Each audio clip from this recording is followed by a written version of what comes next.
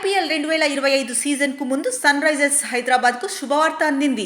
కాలిమడమ గాయంతో బాధపడుతున్న Australia captain SRH సారథి Pat Cummins ఈ ఏడాది ఐపీఎల్ సీజన్ ఆరంభ సమయానికి పూర్తి ఫిట్నెస్ను సాధించనున్నట్లు తెలుస్తోంది.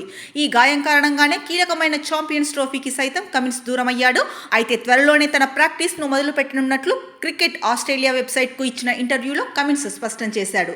చీలమండలం గాయం నుంచి కోలుకుంటున్నాను. ఇదేమీ మరీ అంత పెద్ద గాయమేమీ కాదు. నా గాయం గురించి బయట వినిపిస్తున్న వార్తలు ఏవీ నిజం కాదు.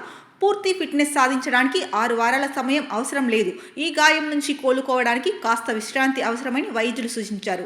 ఈ క్రమంలోనే ఛాంపియన్స్ ట్రోఫీకి దూరంగా ఉన్నాను. త్వరలోనే బౌలింగ్ ప్రాక్టీస్ను మొదలు పెడతాను. ఐపీఎల్ సమయానికి సిద్ధంగా ఉంటాను. ప్రపంచ టెస్ట్ ఛాంపియన్షిప్ తర్వాత జరిగే టెస్ట్ మ్యాచ్లకు ఐపీఎల్ చాలా మంచి సన్నాహకంగా ఉంటుందని కమిన్స్ తెలిపాడు. ఐపీఎల్ ముగిసిన వెంటనే ఆస్ట్రేలియా దక్షిణాఫ్రికాతో వరల్డ్ టెస్ట్ ఛాంపియన్షిప్ ఫైనల్లో తలపడనుంది.